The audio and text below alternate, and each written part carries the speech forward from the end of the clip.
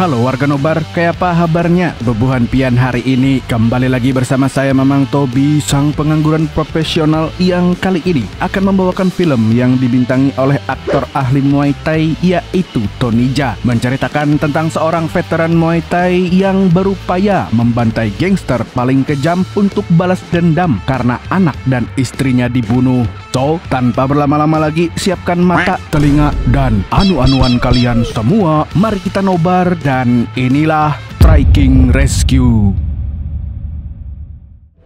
Film diawali dengan menampilkan seorang pria bernama Bai An yang sedang berlatih keras. Dia adalah mantan pengawal keamanan yang beringas dan juga ahli Muay Thai. Keberingasannya semakin menjadi-jadi sejak istri dan anaknya tewas dibunuh, sehingga dia bertekad untuk balas dendam.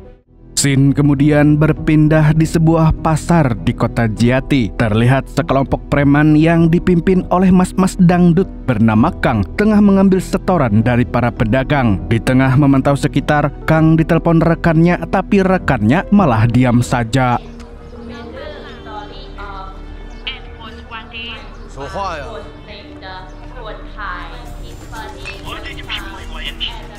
Ternyata yang menelpon adalah Bai An yang mempertanyakan kenapa harus anak dan istrinya yang dibunuh. Karena tahu siapa sosok Bai An, maka Kang mengajak Bai An ke markasnya, di mana di sana Kang langsung memerintahkan anak buahnya untuk menghabisi Bai An. Anak buah Kang yang tersisa pun diiming-imingi uang jika berhasil membunuh Bai An, dan hal itu membuat mereka semakin berapi-api. Namun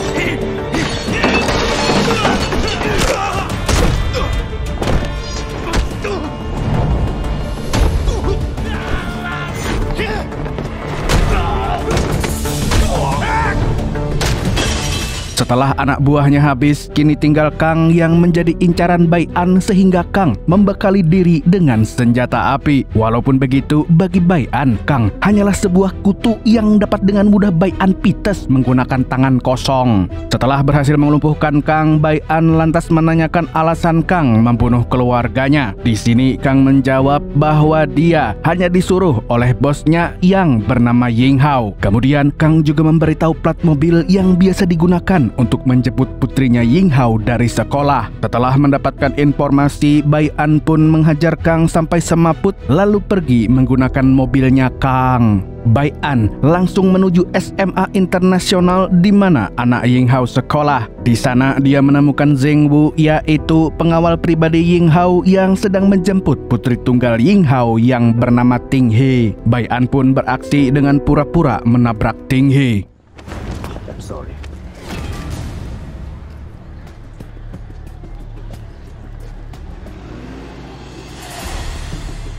Ternyata hubungan Ting He dengan ayahnya kurang baik, dapat dilihat dari interaksi mereka yang kaku dan tidak seluas bapak anak pada umumnya. Setelah Ting He pergi karena disuruh ganti baju oleh Ying Hao, istri muda Ying Hao memberitahu soal perusahaan Ying Hao yang tersandung kasus pengiriman barang haram, sehingga polisi menyita semua barang-barang kiriman ekspedisi mereka. Yang mereka tidak ketahui, Bai An mendengarkan itu semua melalui alat penyadap yang dia pasang di tas Ting He sebelumnya.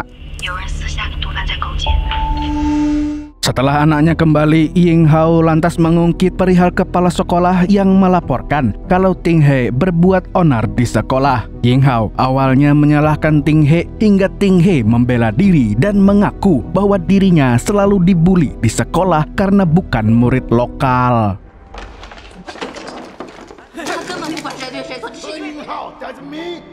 You can break the rules. Namun, Ying Hao tetap menegur Ting He sehingga ayah dan anak itu pun cekcok di meja makan sampai Ting He mengungkit ketidakpedulian Ying Hao terhadap orang sekitarnya karena waktunya habis untuk mencari uang. Ting He juga membahas tentang Ying Hao yang tak pernah lagi mengunjungi makam ibu kandung Ting He di Tiongkok. Kemarahan Ting He yang meledak-ledak itu membuat Ying Hao merasa bersalah. Namun, istri mudanya yaitu Ping Lu menenangkan Ying Hao dan meminta Ying Hao agar memberi kebebasan untuk Ting He. Semua percakapan orang kaya itu didengarkan oleh Bai An yang tampak semakin emosi dengan Ying Hao. Apalagi saat melihat foto-foto target balas dendamnya di mana Ying Hao sebagai target utama.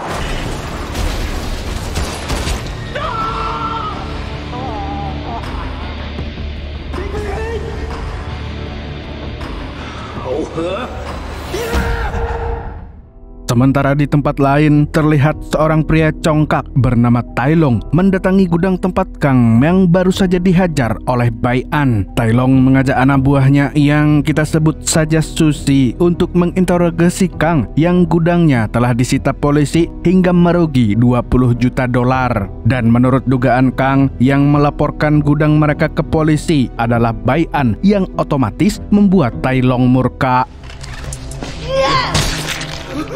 Tak lama setelah itu, Tai Long ditelepon oleh bosnya yaitu Clay yang marah-marah karena pengiriman barang haram mereka telah berhenti. Namun bukannya meminta maaf atau tunduk, Tai Long langsung memutus sambungan telepon dan bertekad akan menangkap Bai An. Wah, jagaunya nih pinanya.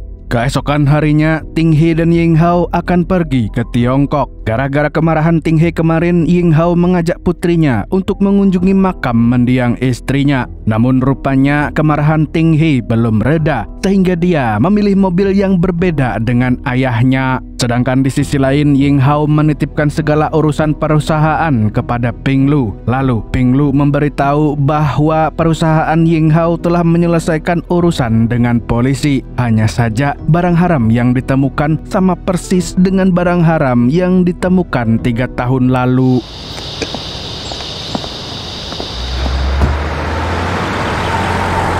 Rombongan Ying Hao pun berangkat ke bandara. Mereka melalui jalur yang tak biasa untuk alasan keamanan. Tanpa mereka tahu, Bai An masih memantau mereka dan berniat meledakkan mobil Ying Hao. Tapi tak disangka rombongan Ying Hao dihadang oleh pasukan preman yang dipimpin oleh Tai Long dan pergelutan pun tidak bisa dihindari.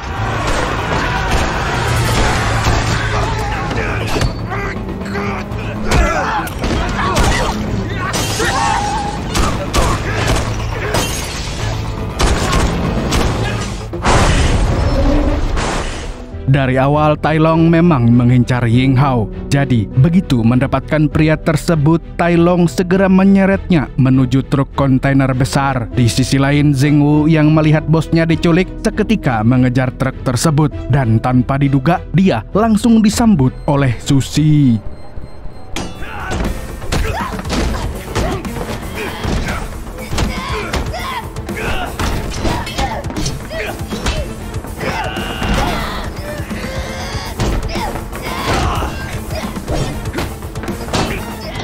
Pada akhirnya Zeng Wu ditendang keluar dari kontainer oleh Susi, sementara Ying Hao berhasil diculik. Di sisi lain, Ting He masih dikepung oleh pasukan Tai Long. Sayangnya, pasukan Tai Long benar-benar menggila sehingga mereka hampir mendapatkan Ting He. Namun pada akhirnya Bai An yang mengintai pergelutan tersebut sejak tadi karena mengincar Ying Hao kini malah memilih menyelamatkan Ting He. Sedangkan Zeng Wu terpaksa kecewa karena dia gagal menjaga dua majikannya. Bai An pun dikejar oleh anak buah Tai Long hingga Bai An menekan sebuah remote. Kemudian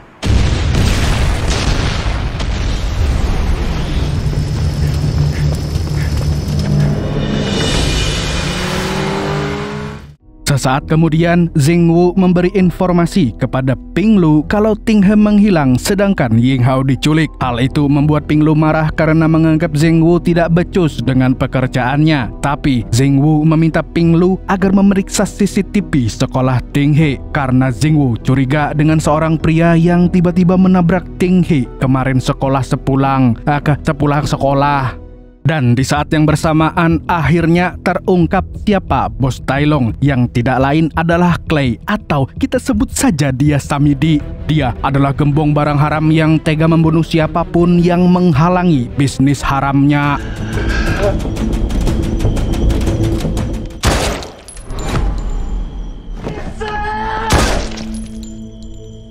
Masih dengan gaya congkaknya, Samidi diberitahu anak buahnya bahwa mereka berhasil mendapatkan Ying Hao. Setelah itu, Samidi langsung mengajukan kerjasama dengan perusahaan Yinghao. Berhubung saat ini jasa ekspedisi Yinghao sudah mendunia, Samidi ingin turut mengirimkan barang haramnya melalui ekspedisi tersebut. Tapi Yinghao dengan tegas menolak permintaan tersebut karena dia sangat membenci barang haram.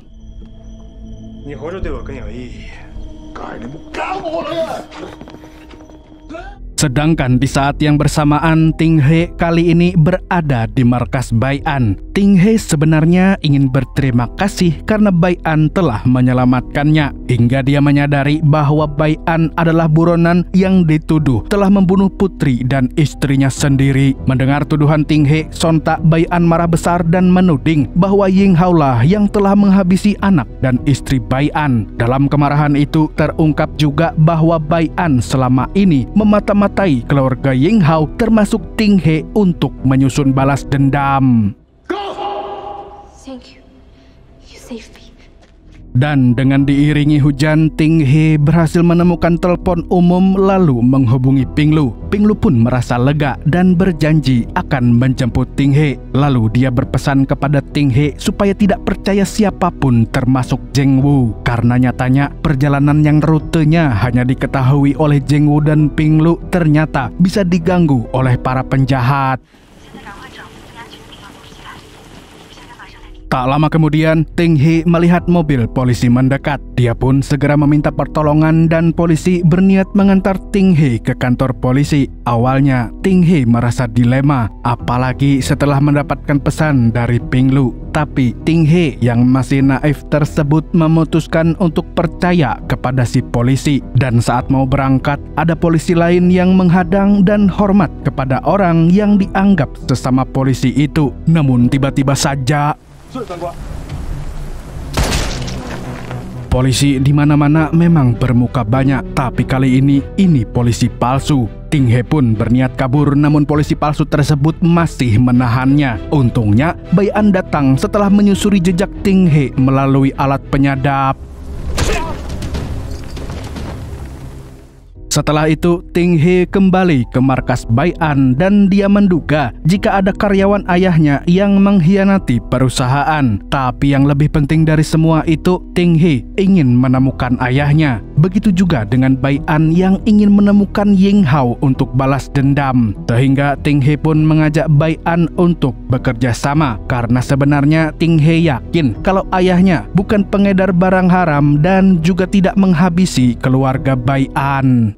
I'm the only lead you have right now. You are nothing but a problem. Dad, we share the same goal. So why can't we work together? 我相信，我爸一定不是害死你家人的人，我妈就是被毒品害死的。我和我爸最痛恨的就是毒品。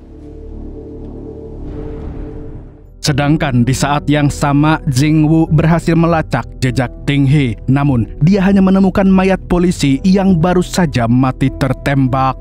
Dan keesokan harinya, Ting He mengajak Bai An ke kantor salah satu mantan kolega ayahnya. Dia yakin kalau di tempat tersebut, dia akan menemukan petunjuk mengenai keberadaan sang ayah. Awalnya Bai An melarang Ting He untuk pergi, namun Ting He meyakinkan Bai An bahwa dia akan lebih berguna untuk mencari informasi. Akan tetapi keberadaan Ting He saat ini menjadi incaran banyak orang. Perusahaan Yinghao bersedia memberi $1 juta kepada siapapun yang menemukan Ting He. Sehingga pria yang kita sebut saja dia Panjul di situ bertanya bagaimana Ting He lolos dari polisi. Ting He pun ditolong seseorang yang tak lain adalah Bai An. Si Panjul pun disekap dengan mulutnya disumpel pisang sehingga Ting He bisa menemukan informasi tentang mantan karyawan ayahnya yang kita sebut saja dengan Tukimin. Dia adalah orang yang 3 tahun lalu menyelundupkan barang haram ke perusahaan Yinghao sampai akhirnya dipecat dan dijebloskan ke penjara. Ting He yakin kalau Tukimin akan menjadi petunjuk selanjutnya.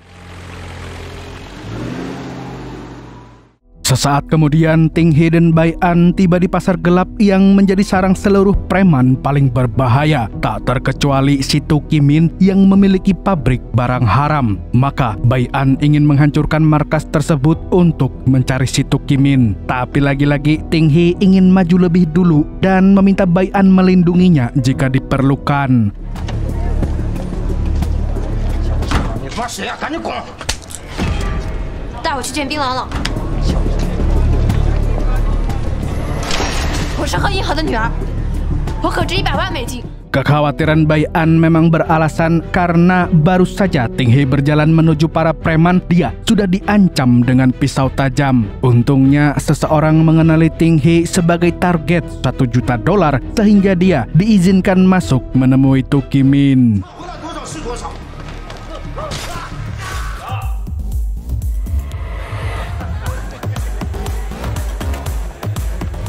别碰我！ Tidak lama setelah itu, Ting He tiba di ruangan Tu Kimin.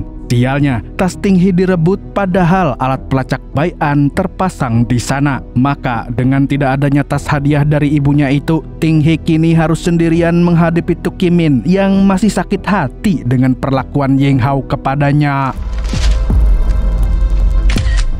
Dari awal, Ting He ingin minta bantuan Tu Kimin supaya bisa menemukan Ying Hao. Ting He bahkan berjanji akan memberi imbalan $2 juta jika Tu Kimin bisa diajak bekerja sama. Namun, berhubung Tu Kimin adalah pria yang licik, dia justru memberitahu Tai Long tentang keberadaan Ting He. Setelah itu, dia berniat menangkap Ting He untuk diserahkan kepada Tai Long. Untung saja, di saat Ting He mulai terdesak, Bai An fokus memantau situasi. Meski alat pelacaknya sempat hilang sinyal, Bai An melihat tas Ting He yang dibawa oleh salah satu preman, sehingga Bai An tahu kalau Ting He dalam bahaya. Jadi dia pun langsung menerobos markas Tu Kimin.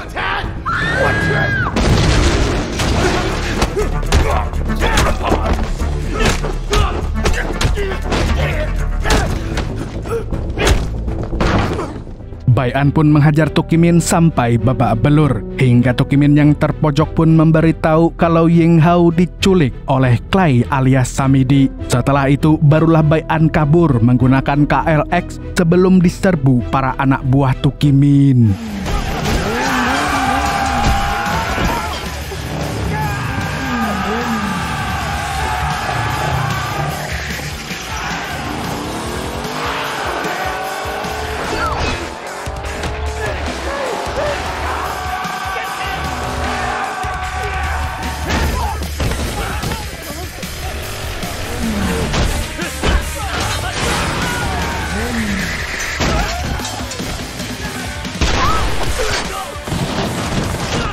Sayangnya, anak buah Tu Kimin ada sekampung. Mereka semua menyerbu Bai An dan Ting He sambil membawa berbagai senjata. Hal itu membuat Bai An dan Ting He terpojok. Hingga tidak disangka-sangka Susi datang menghalau pasukan tersebut.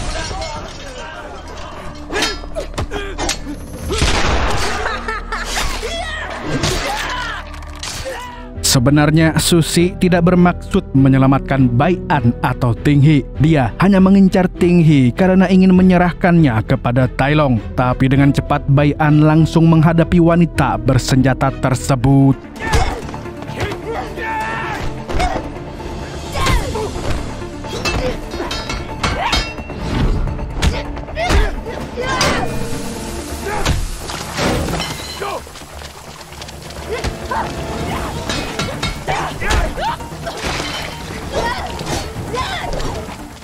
Sialnya, pergelutan itu membuat Bai An tertusuk tepat di dadanya. Dia sempat menyuruh Ting He lari sebelum Susi berhasil mengalahkannya. Maka dengan sedikit ragu, Ting He pun berusaha kabur hingga dia kembali direbut oleh anak buah Tu Kimin yang lain. Namun untungnya Zheng Wu berhasil menemukan Ting He dan menghadapi para preman tersebut.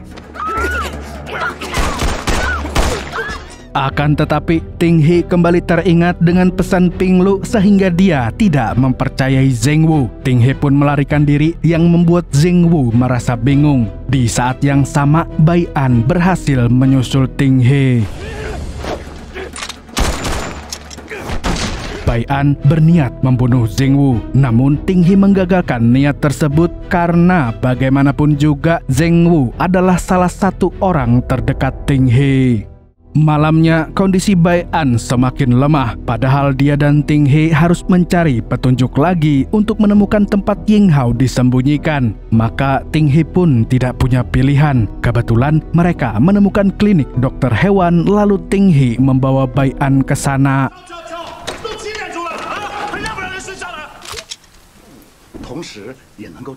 Dari informasi yang didapat melalui Tukimin, sekarang Bai An dan Ting He harus mencari seseorang bernama Jiu. Dan Jiu adalah pimpinan preman yang juga sama-sama berbahaya. Dia saat ini bermarkas di sebuah motel tua. Dan Ting He pun menanyakan alamat motel tersebut kepada si dokter hewan yang seketika heran karena motel tersebut adalah tempat yang begitu berbahaya.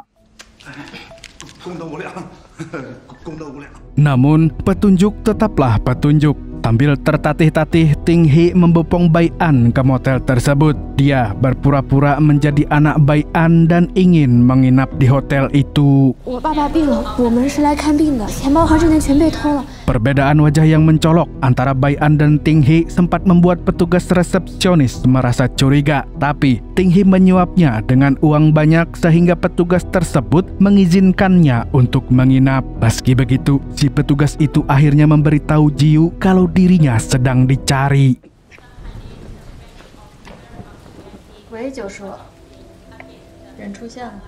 Sementara itu, Ting He mengistirahatkan Bai An di motel itu karena meski sudah diobati, Bai An tetap butuh tidur. Pada detik itu, Ting He menyadari kalau Bai An bukanlah orang jahat. Jadi, dia memberi permen favorit ibunya untuk membuat Bai An merasa lebih baik. Lalu tanpa sengaja, Ting He menemukan ponsel warna pink milik anak Bai An. Ting He pun menonton sebuah video yang menunjukkan keluarga Bai An yang bahagia. Ting He pun iri melihat anak Bai An yang sangat disayangi oleh ayahnya. Sementara Ting He merasa kalau sang ayah tidak pernah peduli kepadanya.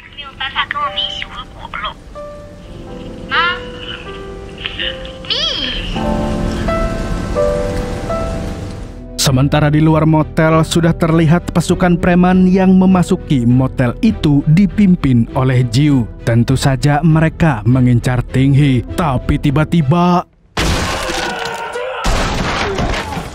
rupanya Bai An sudah menduga kalau Jiu akan membawa pasukannya. Maka dia pun sudah bersiap dan langsung menghadapi mereka semua. Meskipun lukanya belum pulih, tapi Bai An yang dasarnya ahli Muay Thai tetap mampu membuat sebagian besar pasukan tersebut tumbang tak bernyawa.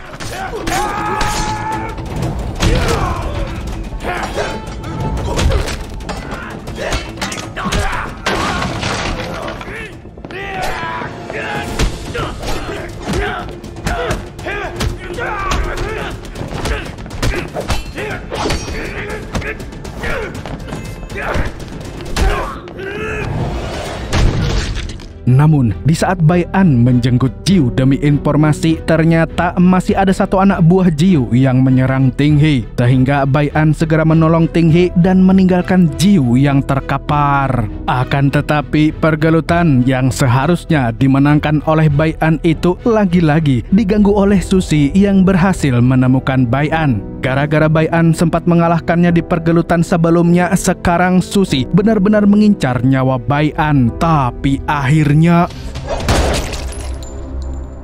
sialnya, Bai An yang masih lemah itu akhirnya pingsan. Dia pun bermimpi tentang keluarganya, di mana dalam mimpinya itu Bai An menjemput istrinya dari kerja. Lalu tiba-tiba mereka dihadang oleh rombongan preman dan istri serta anak Bai An pun ditembak begitu saja. Sesaat kemudian, Bai An siuman dan saat melihat Zheng Wu secara spontan, Bai An langsung menyerangnya. Hingga Ting He menyadarkannya kalau Zheng Wu lah yang telah menolong mereka. Zheng Wu pun menceritakan bagaimana dia bisa menemukan Ting He, yaitu berawal dari Ting He menelpon Ping Lu lalu melacaknya dengan GPS. Namun Bai An tetap marah dan menganggap Ying Hao telah menghancurkan keluarganya. Dari sana akhirnya terungkap kalau istri Bai An adalah karyawan perusahaan Ying Hao yang sudah bekerja 8 tahun. Sayangnya semua itu berubah ketika istri Bai An menemukan bukti bahwa perusahaan Ying Hao mengirimkan barang terlarang 3 tahun yang lalu. Dan gara-gara temuan itulah istri Bai An dibunuh karena dianggap ancaman bagi perusahaan Ying Hao.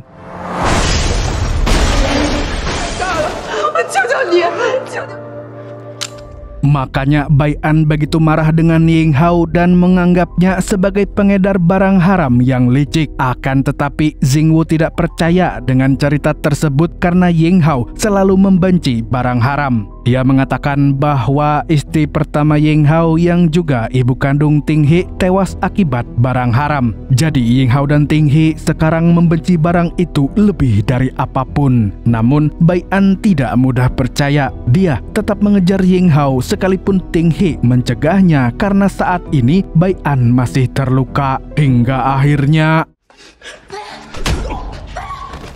berhubung Bai An kelihatan nekat, Xingwu terpaksa melumpuhkan Bai An dan menidurkannya dengan tangan terikat. Dan tidak lama setelah itu, Ping Lu pun datang untuk menjemput Ting He pulang ke rumah. Akan tetapi, Ping Lu merasa dikhianati karena Xingwu tidak memberinya kabar kalau sudah menemukan Ting He. Ping Lu berusaha memojokkan Xingwu, namun Ting He menyadarkan Ping Lu kalau ada yang lebih penting daripada itu, yaitu bahwa perusahaan ayahnya menyimpan seorang pengkhianat dan bekerja sama dengan bandar barang haram.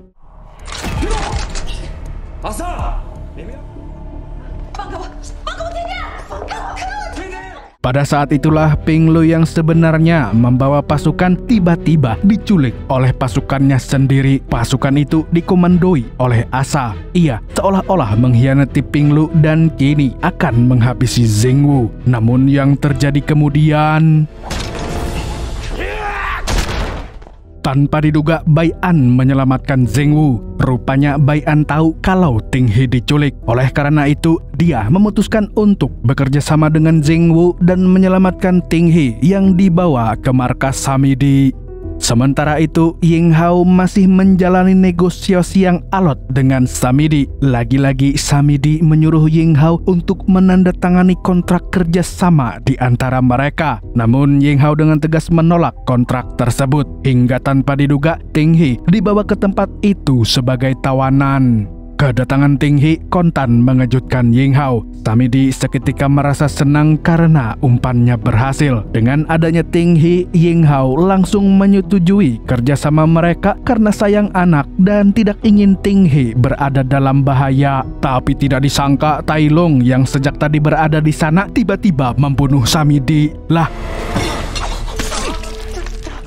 rupanya selama ini Samidi berbuat semena-mena dan seenaknya, cenderung ongkang-ongkang, dan hanya Tai Long yang mengerjakan semua misi. Makanya Tai Long merasa bahwa ialah yang berhak menjadi pemimpin organisasi. Setelah Samidi tewas, Tai Long mengambil alih kekuasaan. Dia bahkan tahu bahwa Xingwu dan Bai An akan datang ke markasnya. Benar saja, tak lama Xingwu dan Bai An menerobos pagar sang mafia menggunakan mobil. Keduanya bertempur dengan anak buah Samidi yang membawa senjata. Aksi baku tembak pun tidak dapat terhindarkan.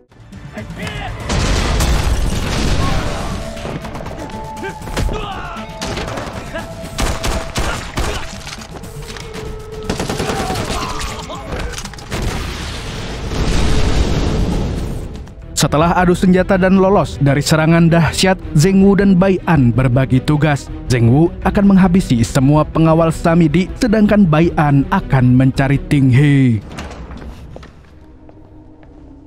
Tai Long tampak tidak terkejut melihat kedatangan Bai An. Dia justru menganggap hal ini menarik karena Bai An datang ingin menyelamatkan Ting He sekaligus balas dendam kepada Ying Hao. Maka Tai Long menyuruh Bai An untuk membunuh Ying Hao di depan Ting He. Dan yang terjadi justru Bai An menyerang Tai Long. Pergelutan Bai An dan Tai Long pun terjadi dengan amat sengit. Keduanya sama-sama tangguh, tapi sialnya Bai An masih belum pulih sempurna setelah pergelutan kemarin, hingga akhirnya dia terkapar tidak berdaya. 上次没有让你们一家人团聚，包括你的家人。Tai Long yang melihat Bai An hampir tewas akhirnya mengaku bahwa dialah yang menyelundupkan barang haram di perusahaan Ying Hao, dan dia jugalah yang membuat rencana pembunuhan keluarga Bai An, yang sontak membuat Bai An kembali bangkit untuk melawan. Namun lagi-lagi Bai An hampir kalah hingga Zheng Wu datang.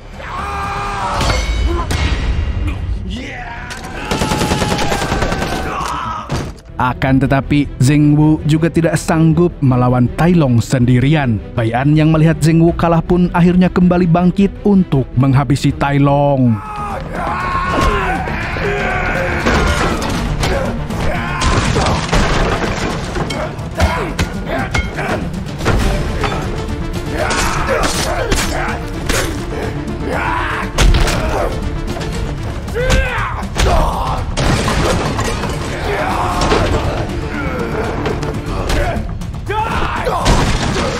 Sesaat kemudian, Bai An mengira jika Tai Long sudah tewas, tapi rupanya pria itu kembali bangkit dan kini berhasil merebut Ting He dari Ying Hao. Tai Long pun mengancam keselamatan Ting He supaya Ying Hao bekerja sama dengannya, yang padahal tanpa Tai Long tahu, Ting He bukanlah remaja sembarangan karena dia terlatih dengan taktik perlindungan diri.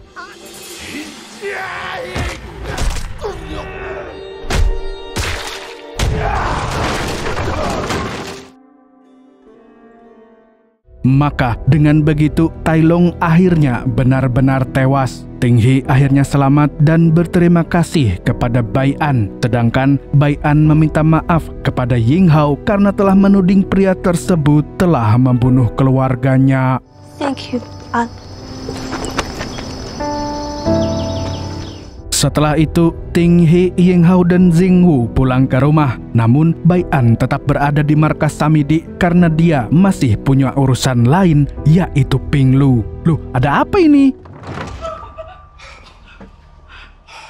Oh, ternyata setelah menghabisi Tai Long, akhirnya diketahui bahwa pengkhianat perusahaan Ying Hao adalah Ping Lu. Wanita itu rupanya menghalalkan segala cara untuk menjadi kaya, termasuk merebut perusahaan Ying Hao. 3 tahun yang lalu, Ping Lu sengaja menyelundupkan barang haram di perusahaan Ying Hao. Kasus itulah yang diketahui oleh istri Bai An dan membuat Ping Lu merencanakan pembunuhan kepadanya.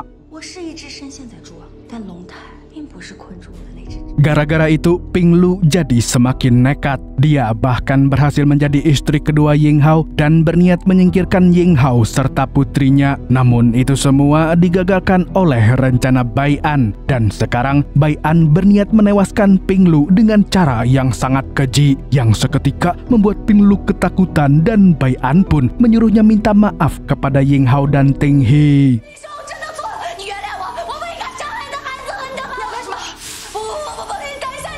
Ying Hao sendiri sudah muak dengan Ping Lu. Sementara itu, Bai An membuat jebakan yang bisa mengakibatkan seluruh tempat itu terbakar dan meledak. Ping Lu pun semakin panik, apalagi di saat Bai An meninggalkannya seorang diri. Hingga dia sadar kalau itu semua hanya trik dari Bai An supaya Ping Lu mengakui kesalahannya.